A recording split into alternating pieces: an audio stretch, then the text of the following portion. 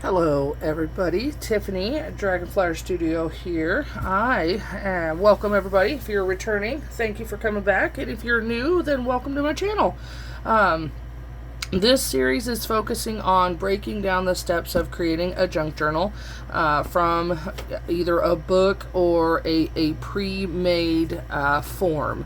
If you are building one from a cereal box, that will work. You should have, 3 sides here. And so this one is just an old Catching Fire book from the Hunger Games series that I'm using.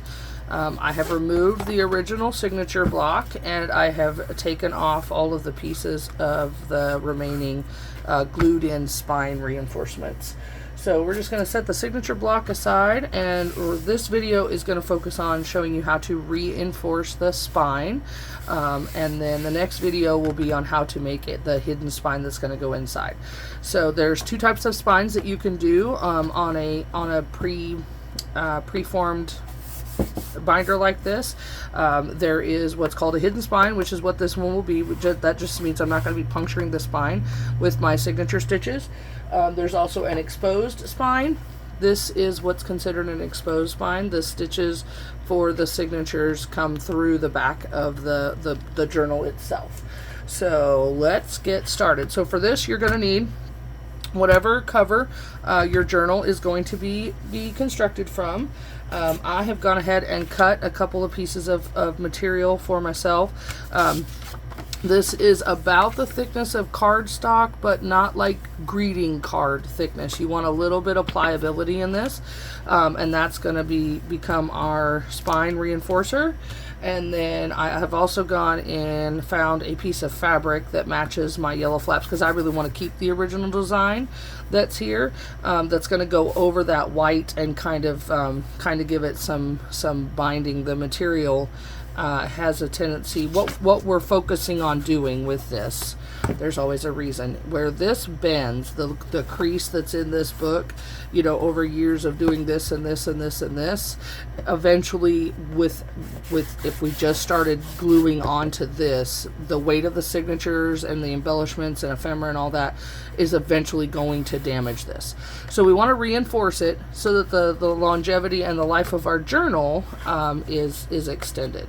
So I just want to make sure that my edges are nice and clean. I don't have anything sticking out there, any debris or anything like that.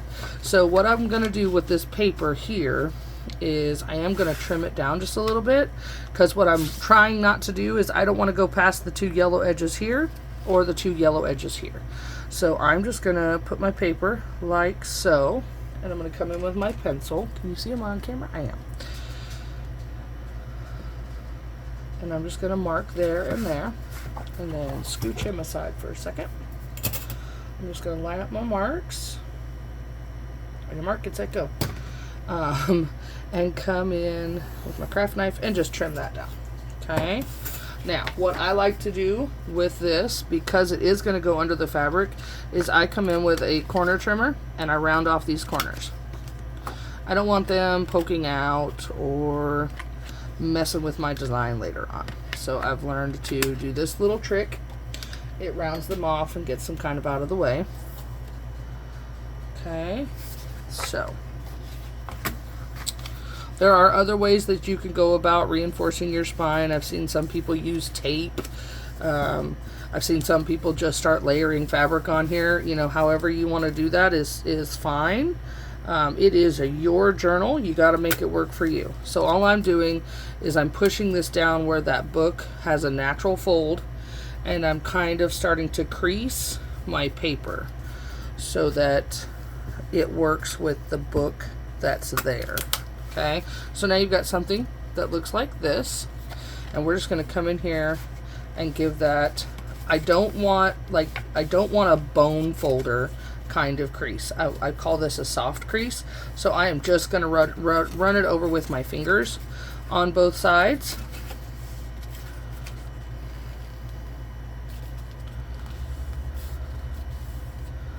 You do want a good solid bend on it, but I am not looking to take my bone folder. So you're going to end up with a channel that looks kind of like this, and what we're testing for is that it fits completely down, nice and even on both sides against that rear wall of your spine.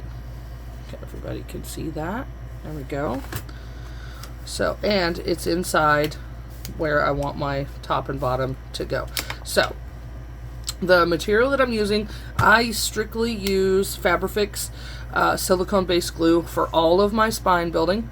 It is a super durable, wonderful substance. It glues, oh goodness, what is it? Fabric to fabric, paper to fabric, and paper to paper.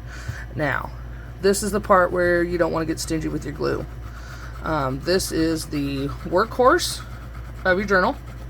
It's going to take the most beating, both in usage and in building your journal. So don't skimp on the glue here. Okay, now we're just going to take this little guy here. I pull the corners of the pieces together so I can see what I'm doing. I'm going to turn my journal sideways. Okay, am I on camera? Everybody can see. And then we're going in. Now this Fabrifix glue grabs pretty quickly. It gives you about a second or two to maneuver it around. And then we're just going to smush that into place and make sure that it's very well adhered to that surface. Okay, so that we've already given our spine a whole nother layer of reinforcement with just that.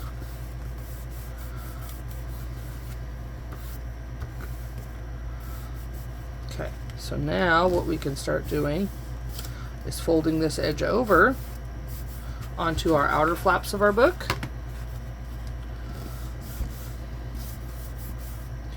And preparing it to look like that.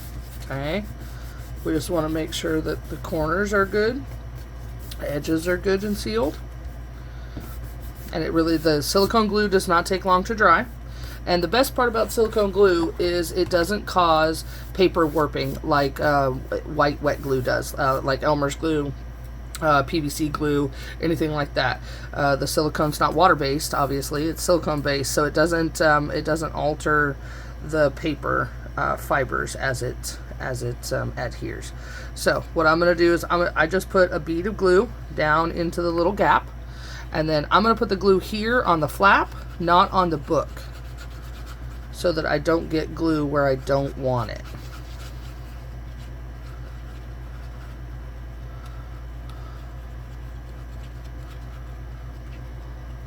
I tell people this all the time.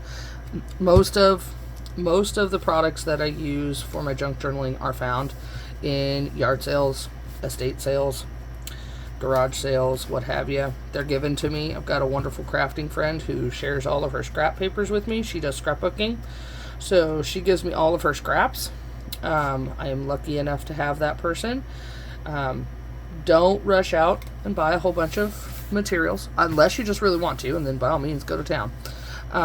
Okay, so as I get this glued down, what I'm going to do, what I want to keep doing is checking to make sure that the book bends the way that it was originally intended to bend. That I haven't compromised the spine by gluing something to it in an unnatural way for the book. So this still bends the way that it's supposed to. Now it's going to pop open because that's what books do. And by the time I'm done adding everything that I want to this project, it will probably be gator mouthed anyway. Oh, gator mouth, that's a term.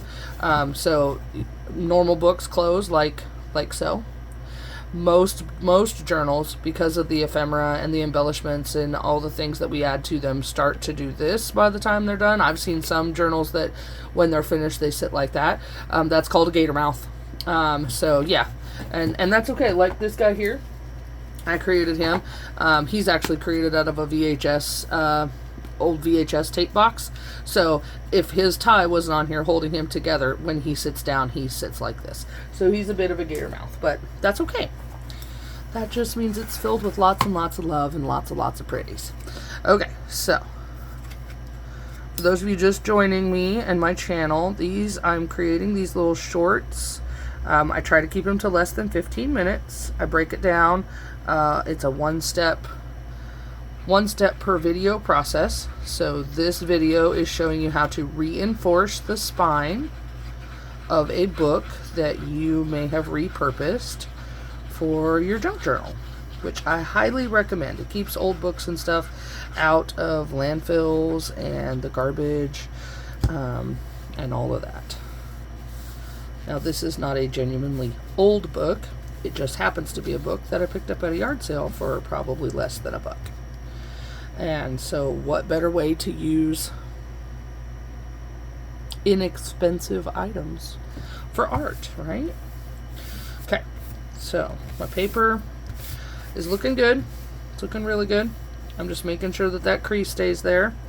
And then as the glue dries, I'm going to bring this page back over and I'm going to fold it. And I want to make sure that that glue has gripped onto the inside of the flap.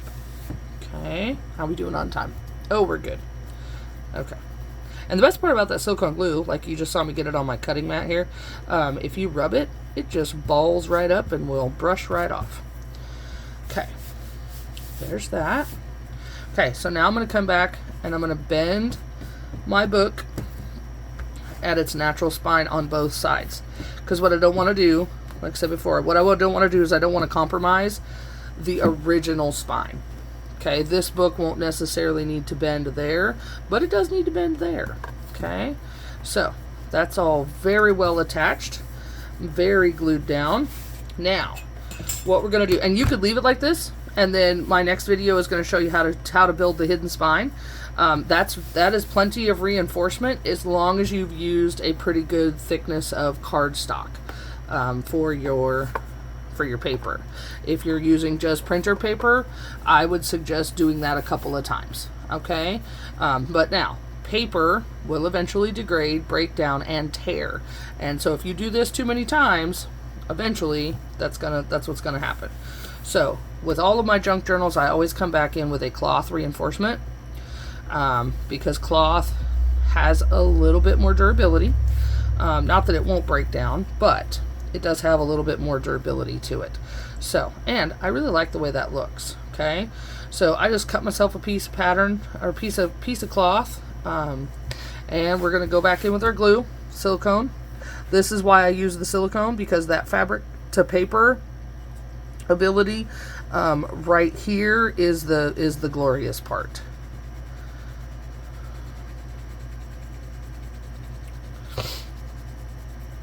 And I don't skimp on the glue. So what I'm going to do is I'm going to fold my fabric in half backwards because I'm trying very hard to center it on my design.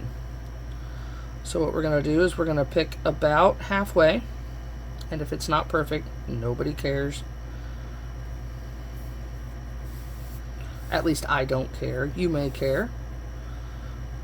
Okay, and then I'm just going to smooth it out as best I can. Make sure it goes top to bottom where I want it to. And again, I'm worried about the natural bend of that spine staying intact. Just want to making sure that that crease is where I want it.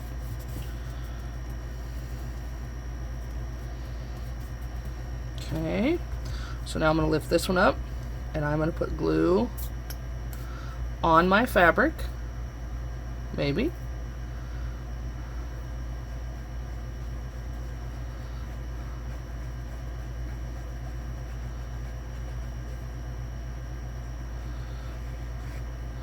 Paying special attention to this outside edge. I will probably come back and put some sort of finishing embellishment along the edge of the raw material, or I really may not.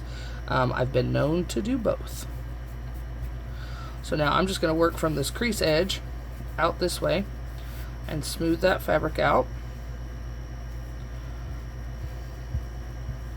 making sure that it is adhered quite nicely.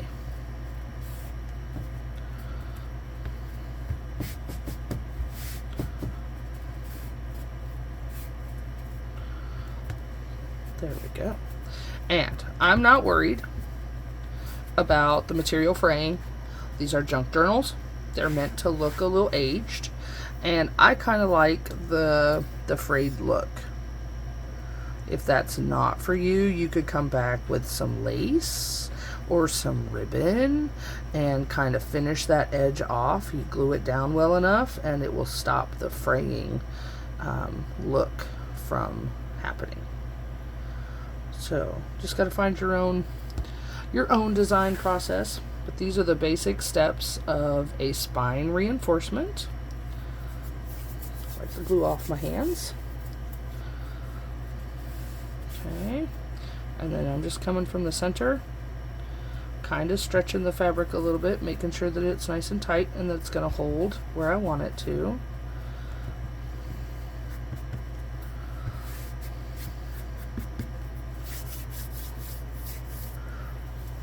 Okay, and there you have it. That is how you reinforce the spine of a journal, of an old book. And then once again, I'm just going to come to the outside, reinforce that crease, reinforce that crease. Now, I will let this lay flat for just a little bit so that the glue gets good and dry. But then from here on out, I will make sure that when it is stored in this position. Okay? That way those creases don't get a chance to get lost in the journaling process. All right, there you have it. So this has been how to reinforce your spine when creating a junk journal from a book. There's that for you. And if you're new to the channel, please hit that subscribe button for all my upcoming content. Set your notifications and you'll get notified every time I post a new video. They come out on Mondays, Wednesdays, and Saturdays. And if you are returning to the channel, thank you so much for being here. I am so excited to be doing this with you guys. It has been such great fun. And yeah, until next time, thank you for watching. This is Tiffany. Bye.